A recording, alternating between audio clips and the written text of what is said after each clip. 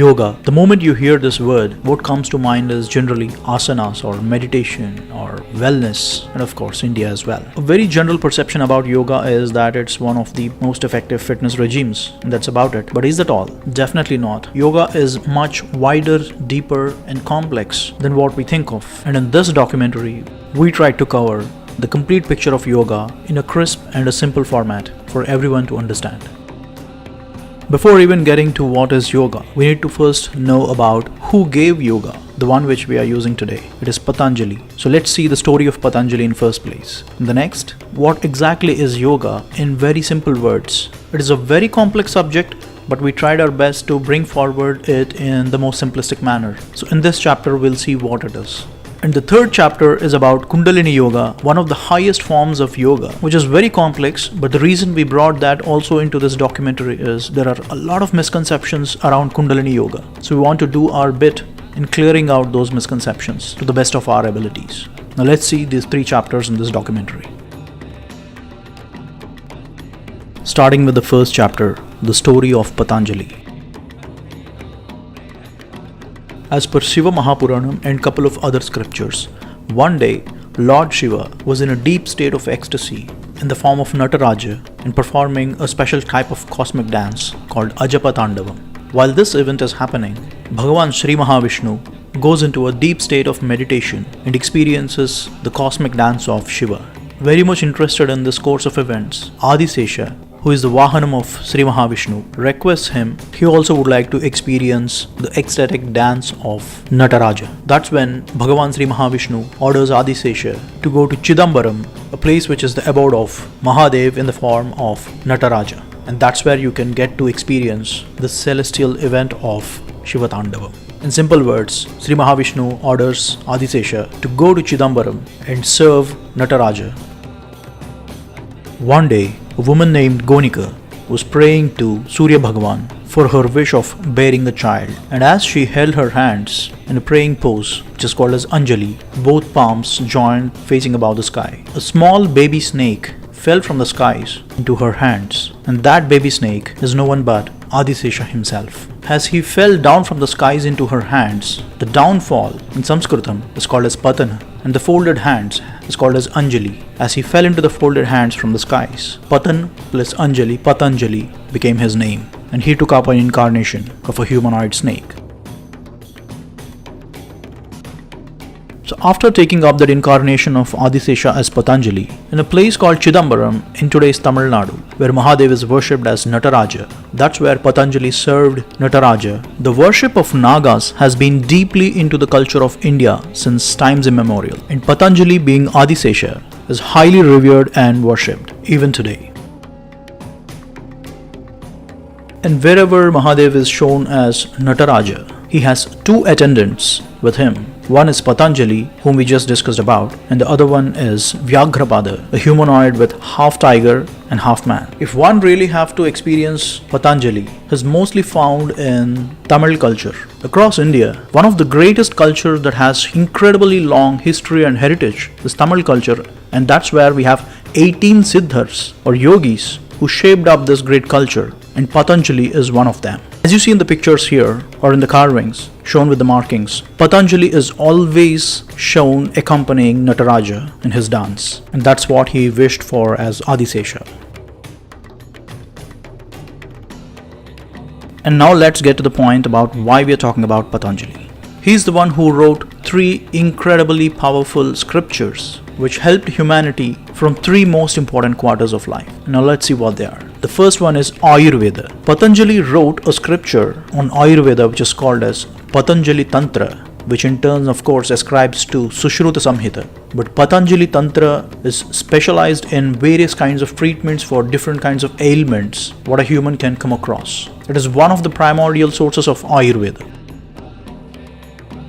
The second one is Mahabhashya. Patanjali gave a detailed commentary for Panini's Ashtadhyayi. We have done a couple of documentaries on Sanskritam already on this channel, and like I already said, The maturity of a language shows the maturity of a civilization. And if one can understand how matured Sanskritam as a language, one will be able to appreciate how advanced the civilization was back then. When I am saying advanced, it's not about outlandish claims of Vimanas or something like that. It's about the clarity people had back then about life, spirituality, mathematics, science, biology, philosophy, and a lot more.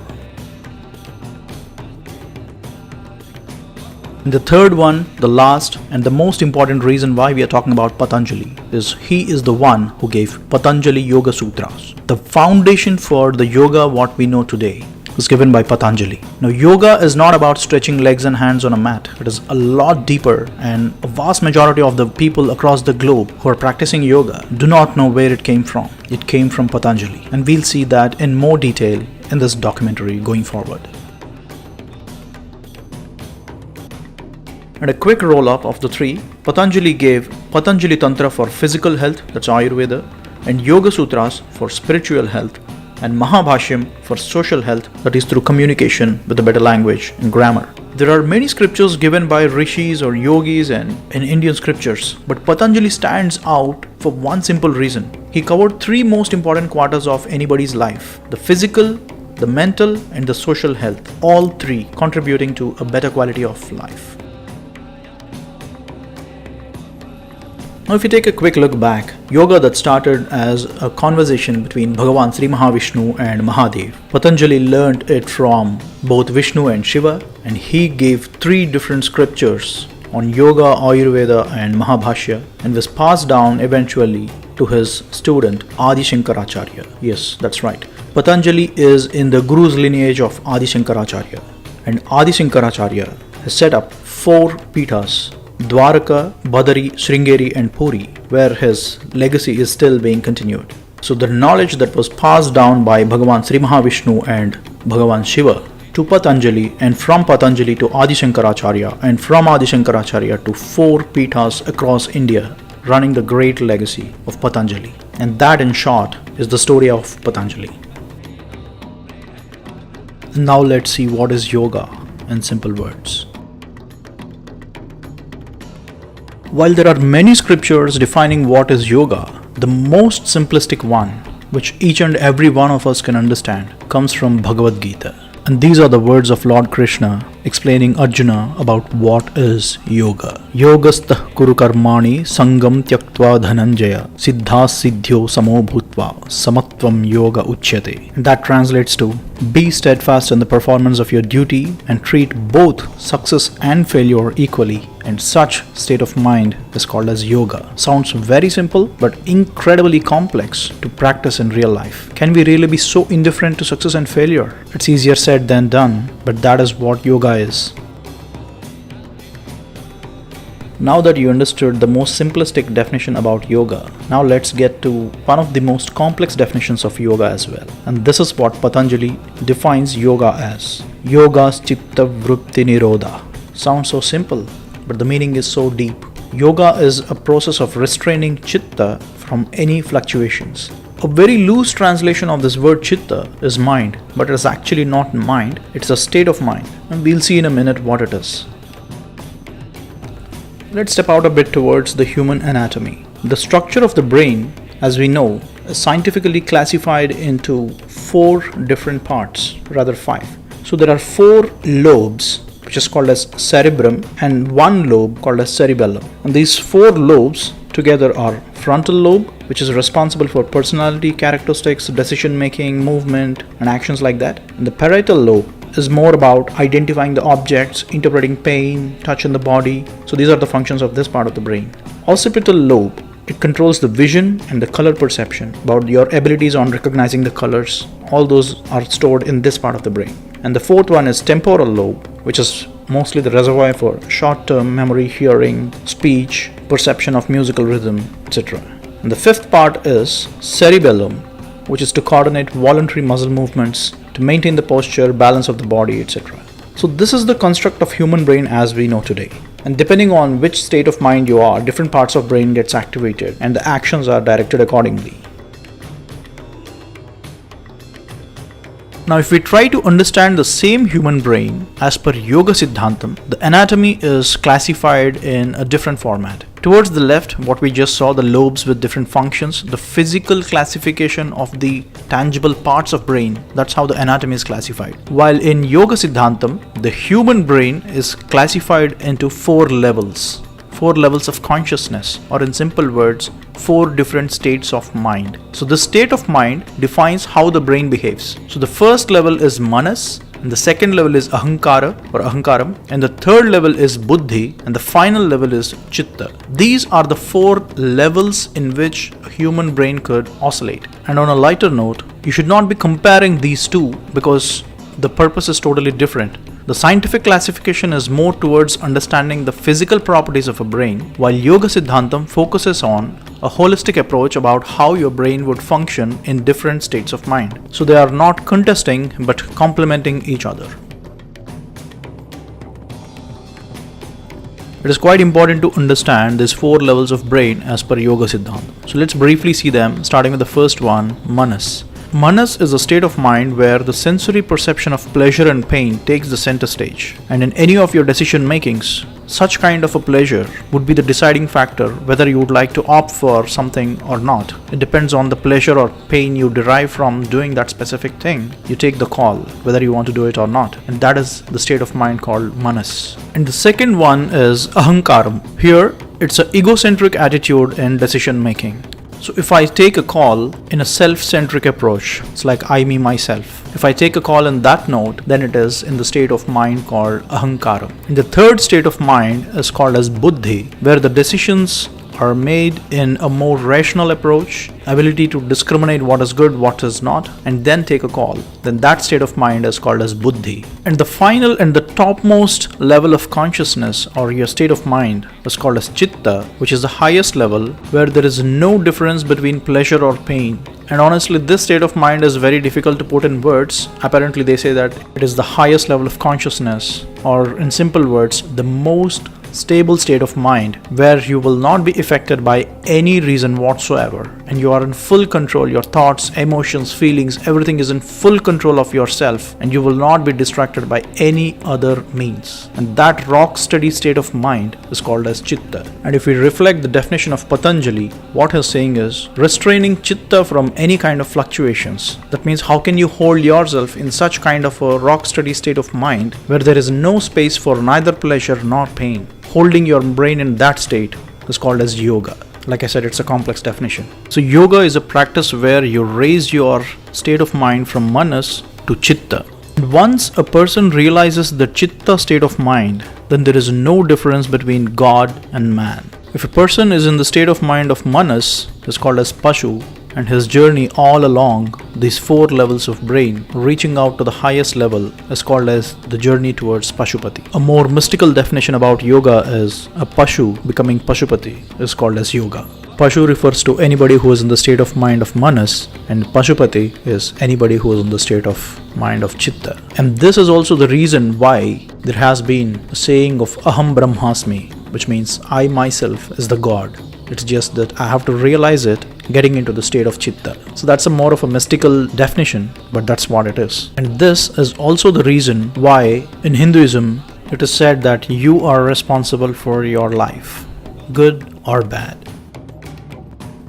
Further down, Patanjali explains about a process in which you can attain the highest level of chitta, and he says that it is an 8-step approach. Yama, Niyama, Asana, Pranayama, Pratyahara, Dharana, Dhyana and Samadhi. These 8 are considered as the 8 limbs of yoga, or 8 steps towards the highest level of consciousness of human mind. And this is called as Ashtanga Yoga. Let's briefly see the 8 what they are. Starting with the first one, Yama. It means having external discipline, and it is 5-fold. Being non-violent, truthfulness, not stealing, and not wasting energy, and not being greedy. So this is the very first step in yoga that one has to practice. Strictly follow these 5 guidelines. And the second step is niyama, which means to have internal discipline, and is again 5-fold. Bodily purification, contentment, spiritual observance, self-study, and devotion. These are the 5 important traits one has to develop to get into the second phase of Ashtanga Yoga, which is Niyama. And the third phase is Asana. Asana is a posture which you can hold it comfortably and concentrate for a very long time. Now this is the step which is widely popular across the world, which are the Yoga Asanas. And as an offshoot from Patanjali's Yoga Sutra, eventually Hatha Yoga, a special branch of yoga, got developed and which has 84 different asanas, which is in practice across the world today. But the foundation of it is given by Patanjali about how an asana needs to be conducted. The main objective of asana is to sit comfortably for a long time in that posture and concentrate deeply on the entity that you would like to meditate. That we'll see in a short while. And the fourth step of Ashtanga Yoga is pranayama. This is also reasonably known across the world. Controlling the motion of exhalation and inhalation flows is called pranayama. And one very important point here with respect to pranayama is, it sounds to be so simple and easy task, but it is a very, very complex process, and I'll hold that for a minute because we're going to see something related to pranayama in a short while. Up next, and the fifth step of Ashtanga Yoga is Pratyahara. It is a process of withdrawing the senses from their abilities. From this step onwards, it goes into a metaphysical nature, but that's what it is. In this step of yoga, it's all about withdrawing the sensory abilities of the sense organs voluntarily. The sixth step is dharana. Dharana is holding the mind onto a particular object of your focus. It could be an entity or an object or a murti of a god, anything that you would like to concentrate and meditate upon. Remember that the choice of the entity is also very crucial. Say for instance, if I am a devotee of Shiva, I could be meditating on a Shiva lingam. And the seventh stage is called dhyana. Dhyana is a state of meditation. An unbroken flow of knowledge from that object of meditation is called as dhyana. At this point, the person who is meditating will think of nothing else except the entity about which he or she is meditating. Say for instance, if I am meditating on a Shiva lingam, I think of nothing else but fully just about that Shiva lingam. And that state is dhyana. And this state is very powerful because this state of dhyana is the foundation for Buddhism, which originated eventually from Hinduism, and it is called as Zen as it went eastward. Dhyana became Zen. The eighth stage of Ashtanga Yoga is Samadhi, a final thoughtless state of mind. It is called as Samadhi. And this stage, a person will realize his or her highest state of mind, which is Chitta. It is difficult to verbally articulate what the stage is, but they say that this is the stage where one can realize Aham Brahmasmi, that I myself is the God. Back in the year 1961, a French cardiologist conducted a research in India about voluntary control of heart with yoga. A lot of experiments were done on 4 to 5 highly proficient yoga gurus who can stop their heart, yes you heard it right, who can voluntarily stop their heart to almost a steady state during the deep state of yoga. Sri Tirumala Krishnamacharya, yoga guru who is highly revered, who practiced yoga for his lifetime. So a research was conducted on Sri Tirumala Krishnamacharya along with 4 other yoga gurus, where they could stop their heart. You can see the ECG or the electrocardiogram reports here. The one which is highlighted is in a deep state of yoga of Sri Tirumala Krishnamacharya, where he took control of his own heart and he slowed it down, not with an intention to slow down, but when he enters that highest level of state of mind, which is Chitta, with a strong practice of pranayama, even the involuntary functions of the body can be brought into control. And anyone who meditates at that state, like I said, will be in the rock solid state of mind and body as well. A person taking control of involuntary functions of a body might go against the current laws of modern medicine, but that's the limitation of modern medicine, where yoga goes much beyond that. It is just that we haven't discovered fully the potential of yoga. And this research paper details about how the yogis in India back then took complete control of their body, including the involuntary functions. This is the power of pranayama. And Hatha Yoga says that if pranayama is done in a right way, it will cure many bodily ailments. And if it is not done properly, it will bring all kinds of new ailments. So that is the reason yoga should always be administered under a supervision of a guru. Now the Ashtanga Yoga which we saw just now, the 8 steps, the journey from Pashu to Pashupati via the 4 levels of mind. It all might sound a bit abstractive or difficult to follow, but that's what it is. It's not so easy. It takes a lifetime of practice. And at the highest state, just like how we saw, the human body responds into a totally different direction beyond the understanding of modern science. In my opinion, the true potential of yoga is not really discovered by the current generation. Hope we will understand it in the years to come. As the Ashtanga Yoga is very complex to understand, that is the reason I pulled up this most simplistic definition about yoga from Bhagavad Gita. We do our duty and stay indifferent to success or failure, and that is yoga, the most simplistic form of yoga which each of us can practice.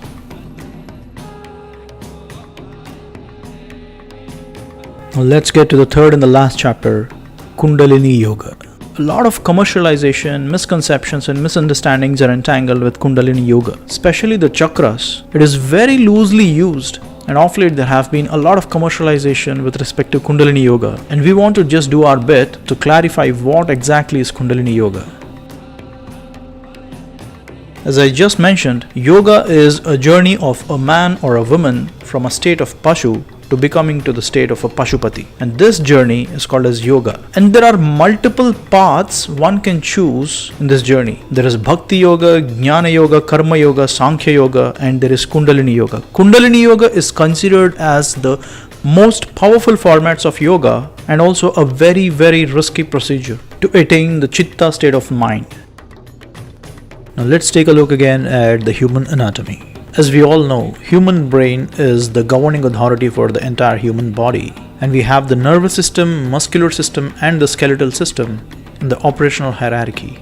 The brain governs all these 3 systems top down. That's the basic of human anatomy as we all know. As we saw the anatomy as per Yoga Siddhantam, where there are 4 states of mind rather than physical classification, same way the human body as per Yoga Siddhantam is classified into nadis. A nadi is an energy channel that flows right from the brain up until the end point where the intended action is performed. A nadi is a transversal flow of energy which cuts through nervous system, muscular system and the skeletal system, which again in turn is governed by the brain. Let's take an example. Do as I say. Lift the little finger of your right hand. Now the moment you heard my words, your brain understands that I'm asking you to lift the little finger of your right hand. It understands that what is right hand and what is the little finger in the right hand, and sends a signal from your brain to the little finger which you wish to lift, and that's how the action is performed. Now as per human anatomy, this entire process goes through your nervous system, muscular system and the skeletal system because of a signal that was fired from the brain to lift the finger. Now this entire flow of energy right from your brain up until your little finger of right hand could be called as one nadi. So as per Yoga Siddhantam, instead of classifying them independently, Yoga Siddhantam classifies the entire human body in forms of nadis, and there are 72,000 of such energy channels in human body. Again, like I said, it is not a comparison between the human anatomy as we know today versus Yoga Siddhantam. They again complement each other. They do not contradict. Just that the nadis are not practically visible but are a logical classification about how the energy flows right from your brain to different parts of your body. Now that we have a brief understanding about nadis, which is the energy flow, coming to the Kundalini Yoga, it is all about how we channelize this energy flow in human body towards the brain to realize the Chitta state of mind. And to realize the Chitta state of mind, the brain needs to be pumped up with a lot of energy. And how you concentrate the entire energy in your body and pump it up towards your brain to realize that Chitta state of mind is called as Kundalini Yoga in very simple words.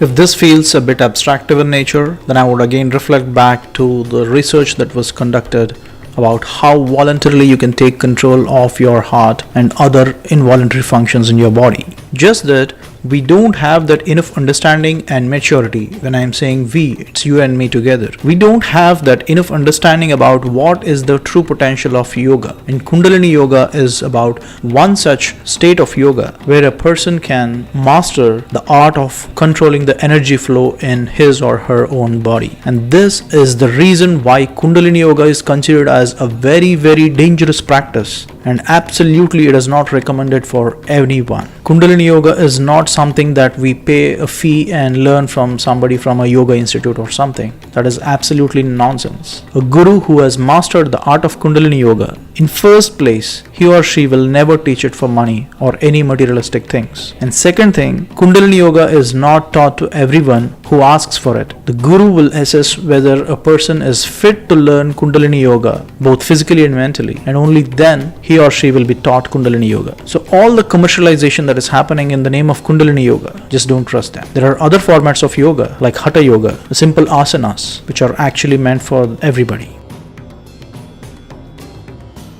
To theoretically understand what is Kundalini Yoga, one can refer one of the most credible sources, that is from Swami Vivekananda. He wrote a book back in 1800s called as Raja Yoga. As part of this book, the anatomy of human body and how the Kundalini Yoga works is explained out in a very subtle and detailed manner.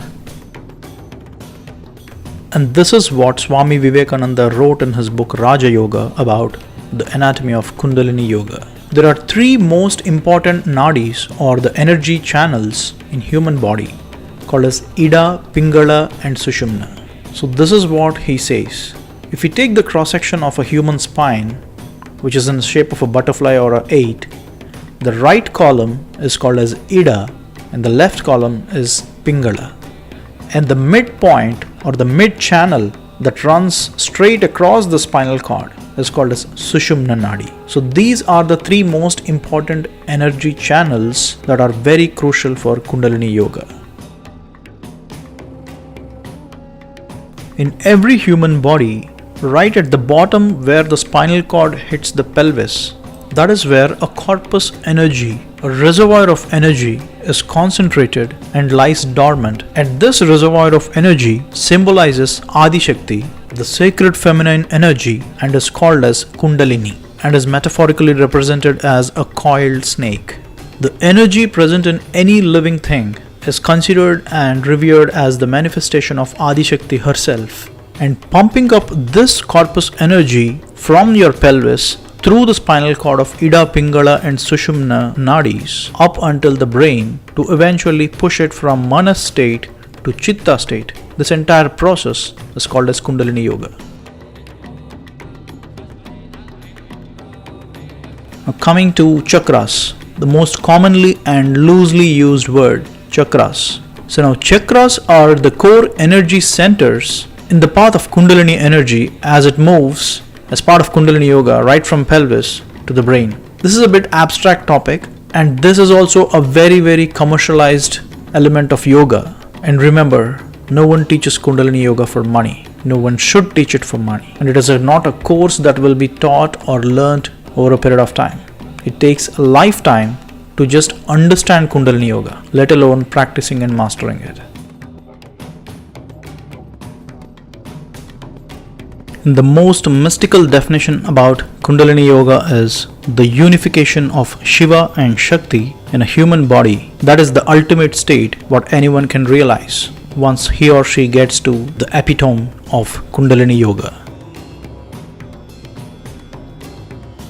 So wrapping it up all, it was Patanjali who gave the Patanjali Yoga Sutras, which is one of the foundational texts for yoga.